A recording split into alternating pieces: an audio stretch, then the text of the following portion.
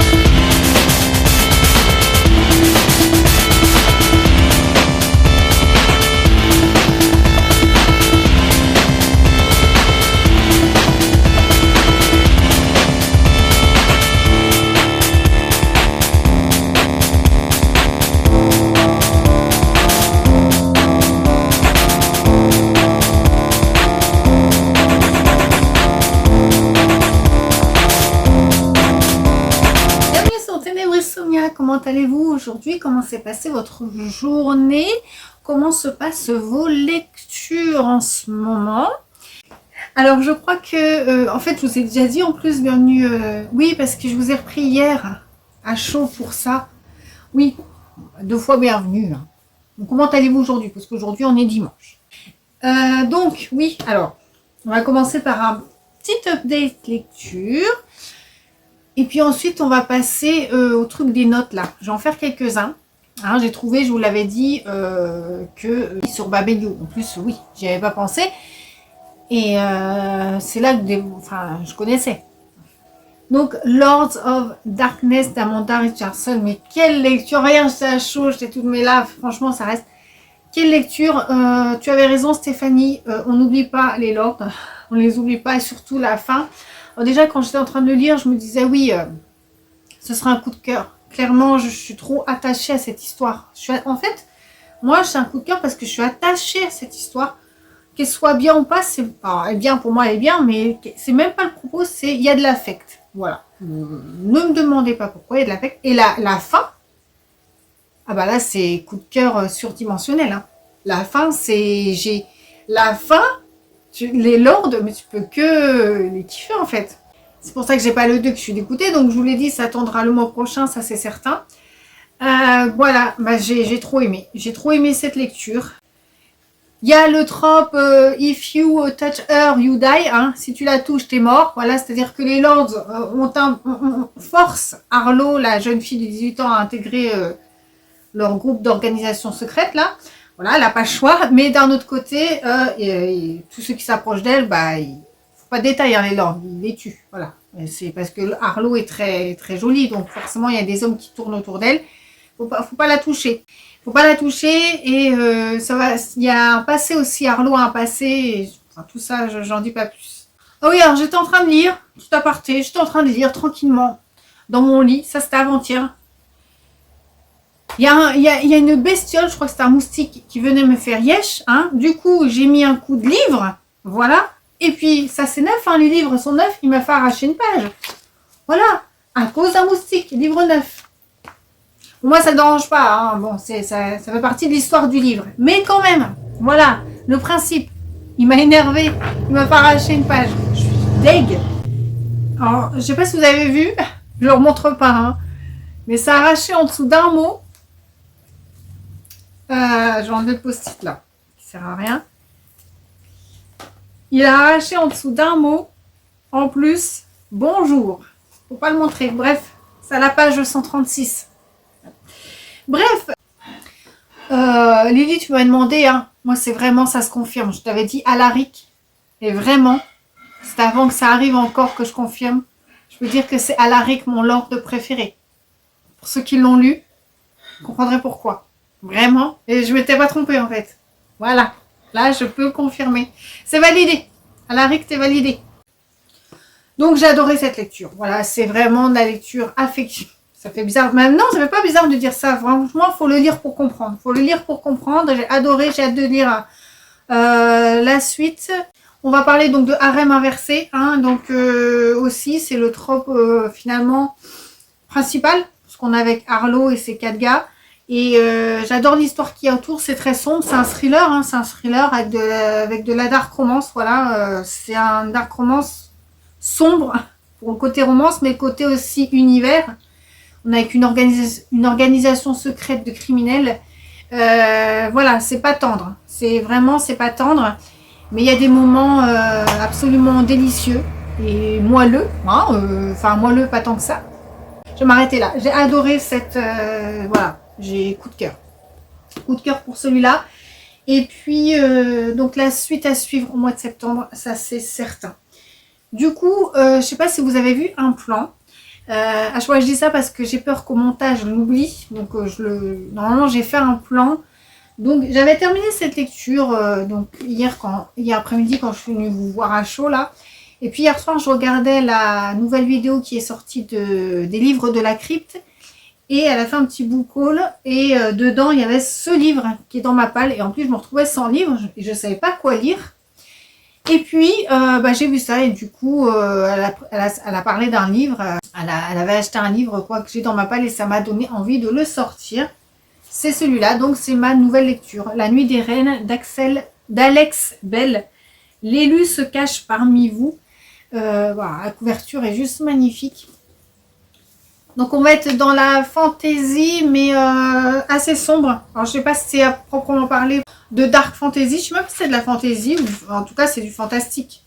Je sais pas dans quel genre on peut le qualifier. Titre original Music and Malice in Hurricane Town.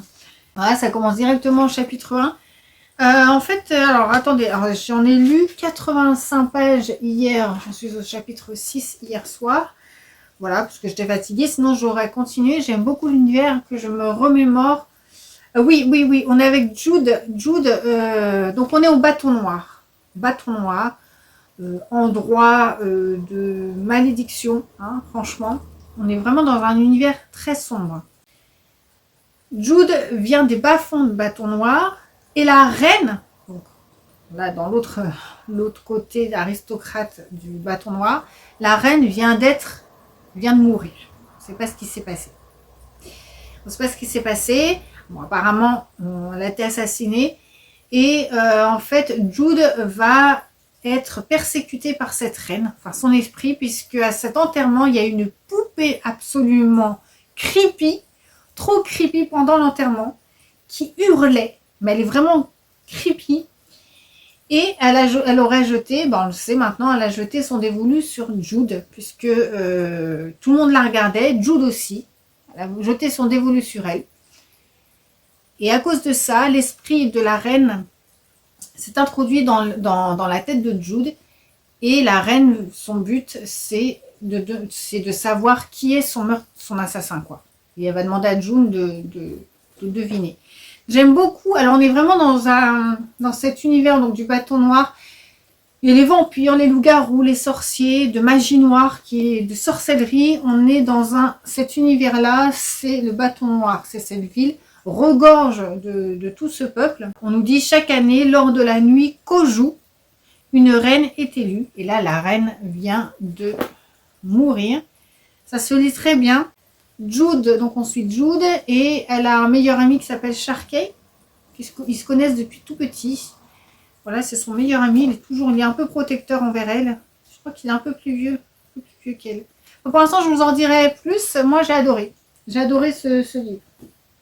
Enfin, pour l'instant, j'aime beaucoup. On va faire une petite séance blabla. Il n'y en a pas beaucoup. C'est pour ça qu'on va faire là. Et après, je passe aux notes. Vous êtes prêts? Attendez. Déjà. Oui! Alors, hier est sorti mon tag. Voilà. Il y avait la question, quelle autrice voudrais-tu découvrir? Vous savez, j'ai pêché dessus. Et encore, j'en ai pensé une hier. J'ai pensé à une, j'ai fait. Donc, c'est elle. C'est Aurélie Wallenstein. Que je veux découvrir n'importe lequel de ses livres. Si je tombe sur un livre, n'importe lequel. J'en veux pas un précisément. Je veux découvrir vraiment l'autrice. Je prends le premier livre que je trouve de l'autrice. Voilà, désormais. Mais c'est pas à elle que je pensais. Encore, je suis sûre, c'est pas à elle que je pensais. Mais en tout cas, Aurélie Wallenstein, c'est une super réponse parce que vraiment, j'aimerais découvrir tous ces livres et vraiment l'autrice plus qu'un livre. J'ai vraiment aucune préférence sur ces titres. J'ai l'impression qu'ils sont tous bons, ils m'attirent tous. Donc voilà, Aurélie Wallenstein, ça c'est une réponse de feu. Parce que vraiment, il y a Elodie, dévoreuse de livres, qui m'a, parce que je vous ai parlé de la réécriture de contes, si vous connaissez la série Disney Villains. Elle m'en a parlé, donc elle connaît. Elle dit qu'elle est au tome sur le Capitaine Crochet. Donc les premiers tomes doivent être lus dans l'ordre et ensuite peuvent se lire indépendamment depuis le tome sur Cruella. Et donc voilà, donc c'est cool, merci pour ces précisions. Donc alors je ferai pas comme l'erreur des contes interdits, je prendrai le premier tome de cette série si je trouve. Donc forcément moi j'avais parlé de cette série parce que j'avais vu par rapport à Cendrillon. Cendrillon, c'est le tome 8, donc ce ne sera pas le premier. Donc le tome 1, si je trouve cette série, apparemment, c'est Miroir, Miroir. Donc apparemment, ça fait référence à Blanche-Neige. Hein, on sera d'accord. Donc ça, c'est parfait. J'y trouve, j'adore les... Plus ça vient, mais je vous l'ai déjà dit, mais en fait, c'est pire en pire. J'adore les réécritures de contes, mais il y en a tellement en plus. Il y en a tellement dans tous les genres différents, même dans le contemporain, il y a des réécritures de contes. Il y a tellement à dire dessus. C'est fou. Ça m'intrigue trop, ça me fascine, même ça me... Ouais, ça m'intéresse de fou. Maintenant, je vais voir avec vous les pires commentaires sur mes livres préférés. Attention! J'ai très peur, franchement. En fait, c'est pour ça, j'ai compris hier, mon cerveau, il voulait pas capter, il voulait pas trouver la solution. C'est parce qu'en fait, je voulais pas. Inconsciemment, c'est pas possible. Et on va aller voir. Déjà, donc, j'avais dit Dracula, qui est juste mon livre préféré de tous les temps. Et en plus, c'est un classique, donc ça concerne pas que moi, finalement. On va voir ce que les gens qui n'ont pas aimé disent dessus. Alors... ça commence bien. Il y a un commentaire qui dit, où il n'y a pas d'étoile, qui dit carrément, je ne noterai pas ce livre parce que je viens de l'abandonner à la moitié de sa lecture. Voyons pourquoi. Je ne noterai pas ce livre parce que j'en savais déjà tout et qu'il m'a paru long. Alors ça, je l'ai retrouvé plusieurs fois au cours, au cours de, à chaque fois je regarde.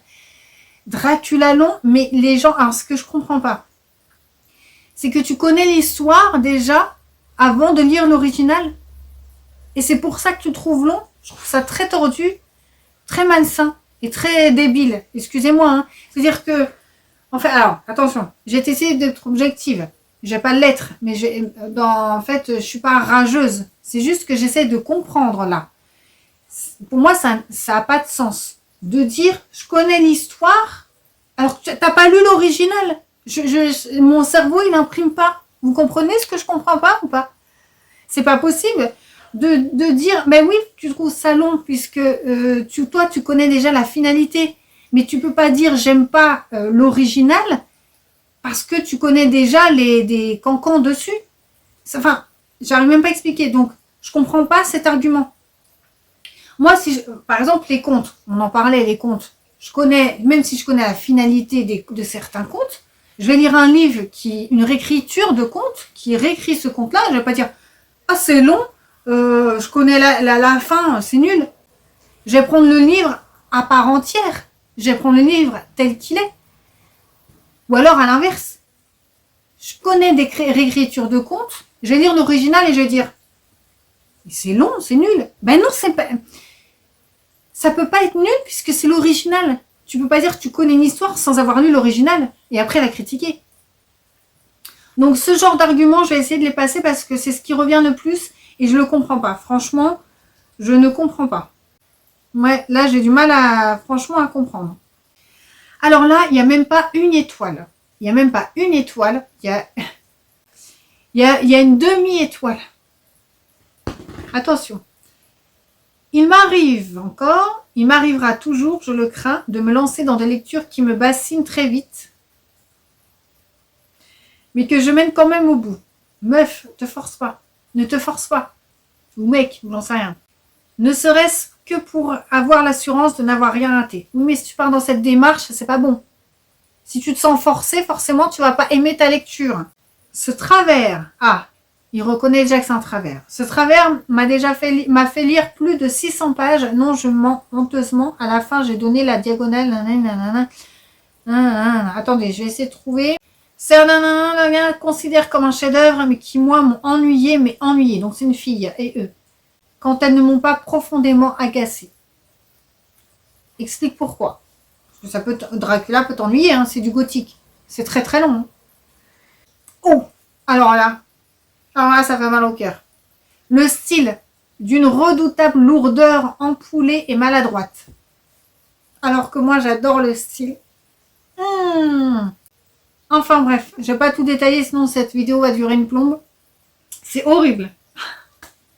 Bon, en fait, ce que j'ai aimé, elle l'a mal perçu. Une étoile. Ici. Bon sang, ce livre est interminable. En fait, c'est que ça. Il trouve Dracula long. Mais c'est du gothique. C'est du gothique. Ça prend son temps. En fait, j'ai l'impression que les gens ne remettent pas dans le contexte. Ça date de 1897. Ça va pas être punchy, ça va pas être les contes interdits. Hein. C'est du gothique et en plus, c'est vieux. Moi, en fait, ce qu'ils n'ont pas aimé, c'est ce que j'ai aimé. Si Dracula, ça serait pas long comme ils disent, que moi j'ai perçu comme obligé, ça m'aurait pas pris. Justement, c'est parce que c'est lancinant, c'est... En fait, tout ce que je vais dire, en fait, je pourrais employer le même vocabulaire bénéfiquement pour moi. Tout ce qui est long, lourd, malaisant, glauque et tout ça, eux, ils l'ont perçu comme un fardeau, alors que moi, je l'ai perçu comme jouissif. Donc, à partir de ce moment-là, il n'y a plus rien à dire. Bah oui, s'il ne serait pas long et lent comme ça ne serait pas Dracula. Dracula, il passerait pour une marionnette. Là, justement, il passe pour mystérieux et menaçant. Parce que, justement, il y a cette ambiance. Donc, bon, bah, si c'est que ça, je vais passer sur ce titre. Une étoile toujours. Bon, bah, j'ai abandonné aux 2/3. J'avais acheté Dracula pour avoir le plaisir de lire le grand classique sur le mythe du vampire suite à un stage au Muséum d'Histoire Naturelle. Le stage... L'écriture est lourdingue. Ah my god. Putain, on n'a pas les mêmes...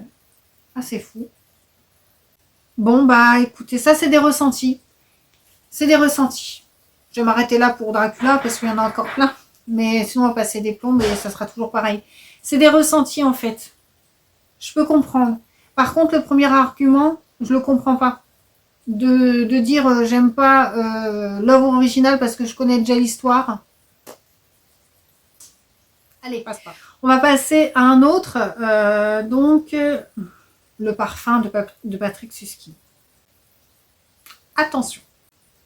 Oh là là, 51 à 1 étoile.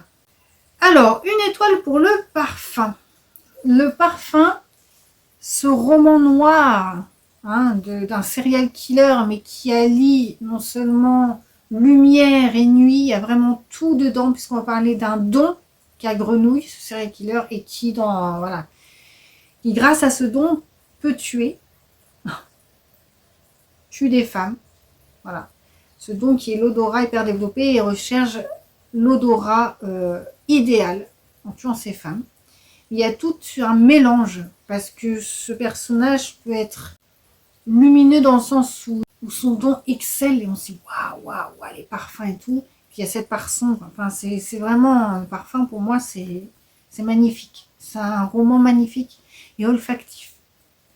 Donc, une étoile. Ce livre a été apprécié par un nombre incroyable de lecteurs. Pour preuve, il suffit de regarder la note incroyable qu'il obtient sur ma vidéo. Je vais sans doute décevoir beaucoup de monde, mais je n'ai pas du tout aimé ce livre. Je n'arrive d'ailleurs pas à comprendre son si grand succès. Je m'y suis ennuyée à mourir. Mais j'ai pas de chance. Je suis désolée. Il n'y a pas de commentaires un peu plus épicés? Je tombe que sur ce genre de commentaires. Oui, bah si tu t'ennuyais, forcément, tu n'aimes pas. Écriture lourde, histoire lente. Encore une fois, ça serait plus rapide, ça serait de la série Z. Tu peux pas décrire un personnage sombre en le faisant d'une façon hachée, rapide et tout va vite. Ben non, il faut que ça prenne son temps. Ça vient des ténèbres, des entrailles. Il faut que ça arrive au lecteur. Il faut qu'il comprenne la noirceur qui est latente chez le personnage. Chez lui, le lecteur. Bon, bah ok. Une demi-étoile. Le mec a abandonné. Il a abandonné le roman. Il a une overdose d'odeur et de répétition. Je vous l'avais dit, c'est un roman olfactif. C'est un roman olfactif. Non, bah, répétition. Après, je vais aller voir American Psycho. Je pense que là, les gens vont se lâcher. Ok. Ensuite, une étoile ici.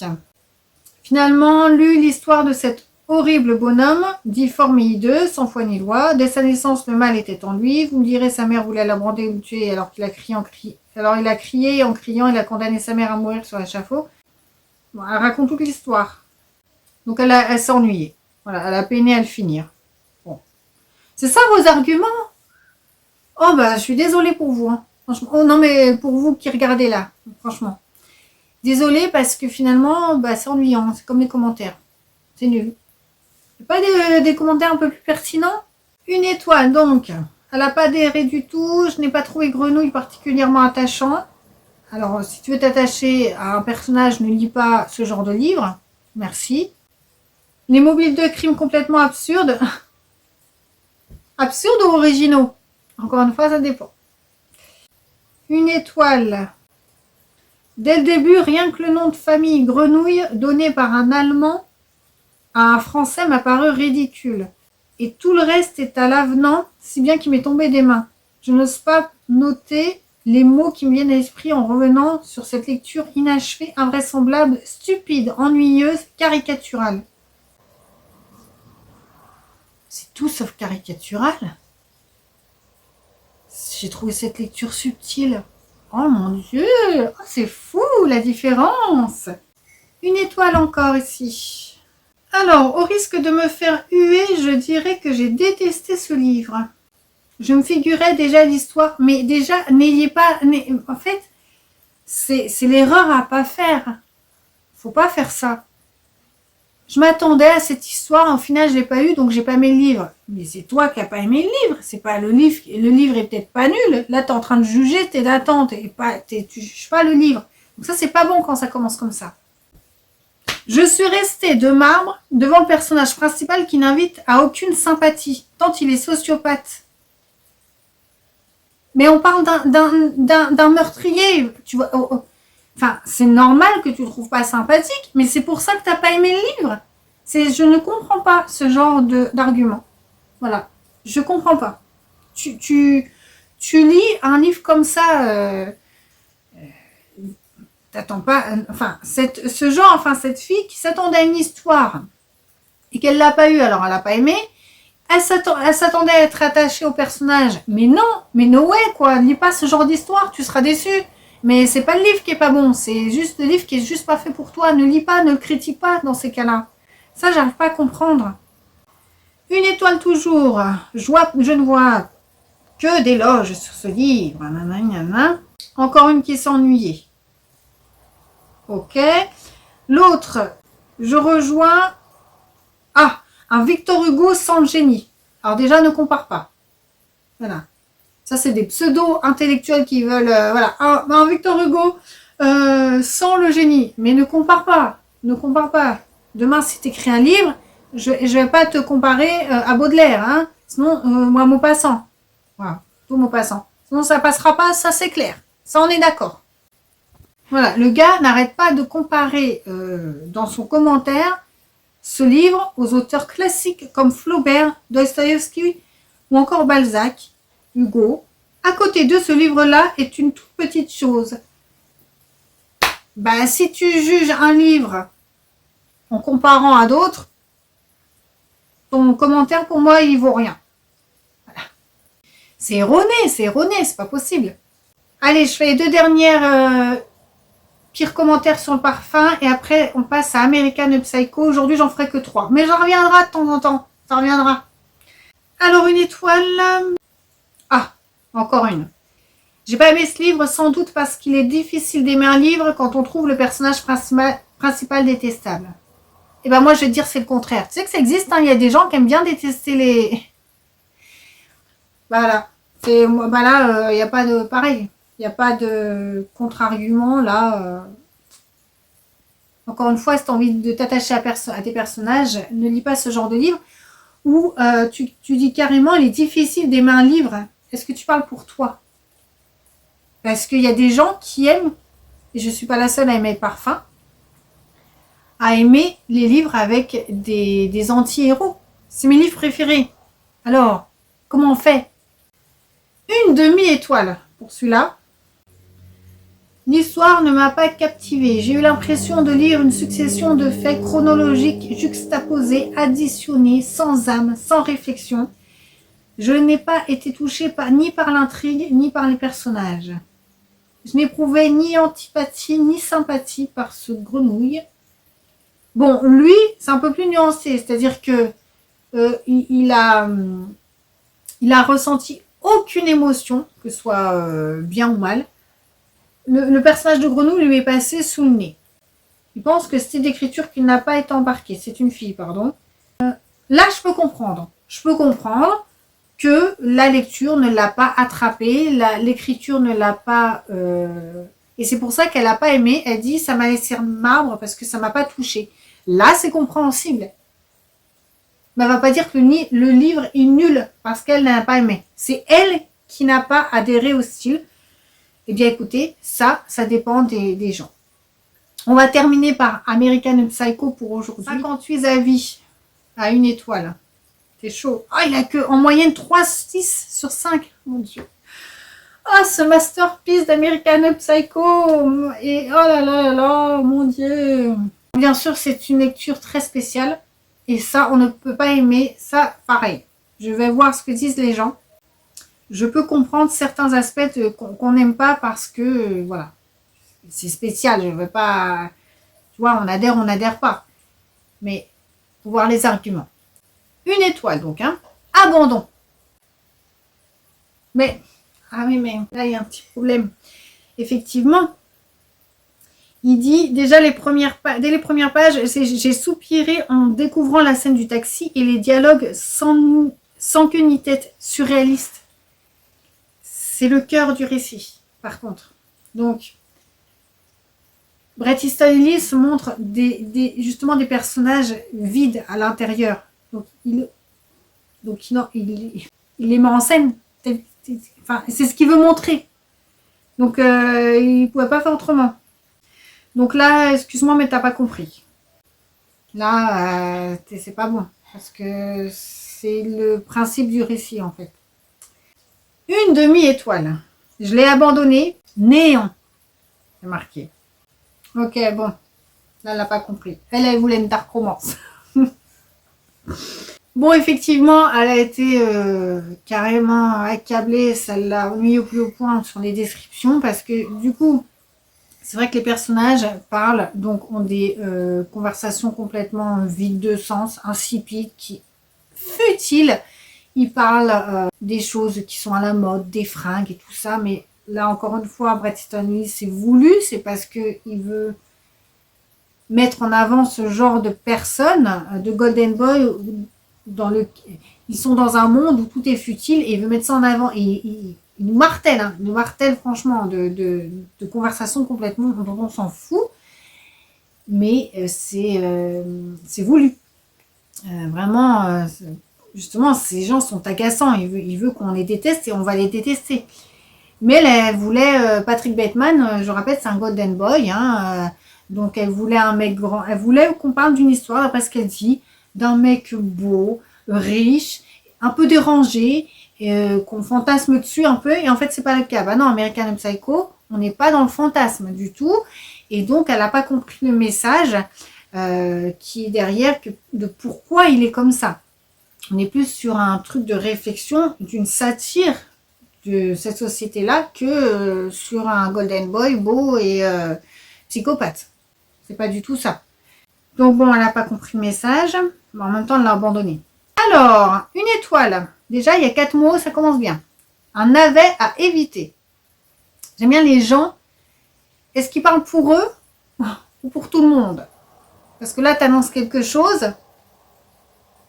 Tu dis pas je pense ou je trouve que un navet à éviter. Merci. Bah moi, non. Non, merci, je vais pas faire ça. Non, c'est un de mes livres préférés, non merci. C'est long, incohérent, insipide, malsain, avec de la violence gratuite sans intérêt. Bon, bah, je vais pas revenir dessus, ils n'ont pas compris le propos de American Psycho. Une étoile toujours. Oui.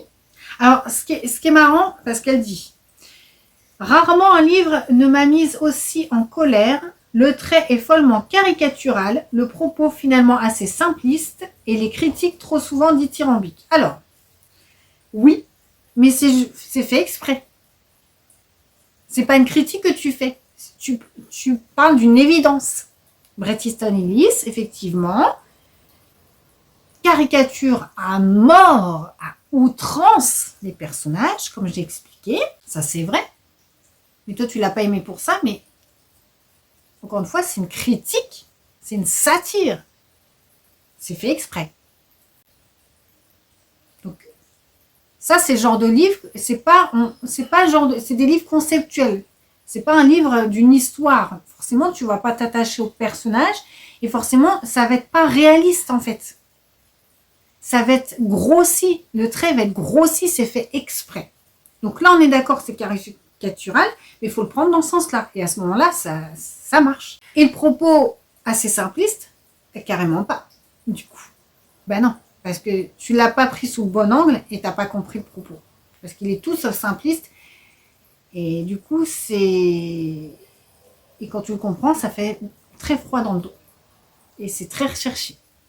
Et ça va très loin. Ensuite, une étoile. Encore une qui s'est ennuyée, on passe. Une étoile. Il est très rare que je déteste un livre. Là. Là, American Psycho, il est dans ta ligne de mire. Hein. En fait, parce qu'elle dit, excusez-moi, elle dit, je croyais descendre dans les profondeurs de la noirceur humaine et je n'ai trouvé que vide et platitude. Alors en fait, American Psycho, c'est spécial. Donc là, elle se trompe parce que dans la noirceur humaine, on y est à fond. Hein. On y est pile poil dedans. Et elle l'a pas vu à cause de... elle dit que c'est vide et d'une platitude, voilà. Et ça, c'est propre à American Psycho puisque Bret Easton Ellis, encore une fois, décrit des êtres vides de sens. Et c'est là qu'est la noirceur, finalement. Elle est derrière ces gens vides de sens. American Psycho, finalement, c'est très subtil. Parce que vous êtes tombé dans le piège des personnages que Bret Easton Ellis a voulu décrire, vides. Et du coup, vous avez trouvé ce roman sans relief et sans profondeur, alors que c'est derrière ce côté vide que se cache la noirceur. Il faut creuser, hein. Voilà, bon, je vais m'arrêter là pour un American Psycho. Donc Dracula, vous avez trouvé ça long. Certains, ça, je peux comprendre. Mais certains n'aiment pas parce qu'ils connaissent déjà l'histoire et trouvent ça long. Ça, je comprends pas. Non, merci. C'est du gothique, c'est précurseur, c'est une référence en la matière. Donc, tu peux Enfin, je comprends pas.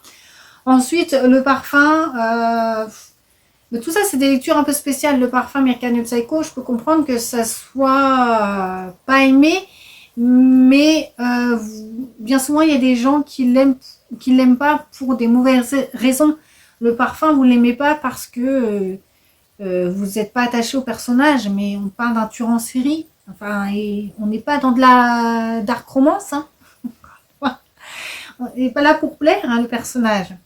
Et ce texte est beaucoup plus, enfin, est très complexe entre lumière et ténèbres, comme je vous ai dit. Enfin bref. Et puis American Psycho, c'est pareil. Vous n'avez pas vu la noirceur et la profondeur et la subtilité de ce récit à cause, et ça peut faire défaut. Donc du coup, par ces personnages d'un vide intersidéral qu'ils ont en eux, mais du coup, à outrance, justement, c'est ça qui fait peur. Je peux comprendre qu'on n'aime pas ce genre de livre, mais vos arguments sont pas bons parce que vous n'avez pas compris le propos du livre. Enfin, pour ce que j'ai lu là, hein. Les gens n'ont pas compris les propos du livre. Donc là, à partir de ce moment-là, c'est erroné. Voilà. Mais je suis un peu déçue. Enfin, j'ai pas tout fait. Hein. Je m'attendais. Il y a des petites phrases sympas quand même. Bien cassantes. Mais il n'y en a pas eu tant que ça. C'est genre, ouais, j'ai pas aimé. Oui. Mais ça reste général. Il n'y a pas eu... Vous n'êtes pas pertinent. Hein. Enfin, je dis vous. Les gens ne sont pas pertinents dans leur... Ah, les gens n'aiment pas mes livres préférés, ben au moins qu'ils soient un peu ingénieux dans leurs commentaires.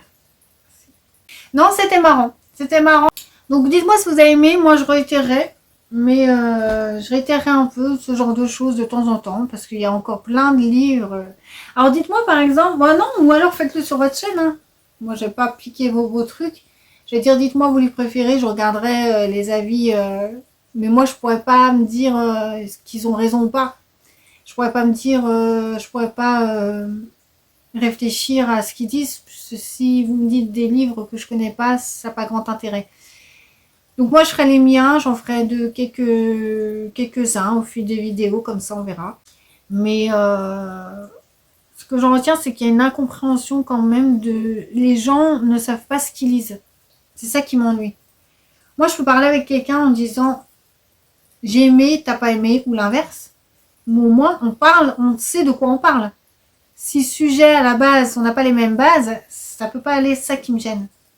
C'est ça, les gens ne comprennent pas. Ces gens-là n'ont pas compris ce qu'ils disaient. Il y avait un commentaire de quelqu'un qui disait « J'ai pas aimé parce que ça m'a laissé de marbre. » Mais au moins, il a compris le propos du livre. Après, t'aimes pas, ça c'est ton droit. Mais voilà, de dire... c'est comme si... On va finir sur cette note. Hein. C'est comme si tu me disais... J'aime pas les films olé olé parce qu'il y a trop de S. Trop de smut. Sans blague.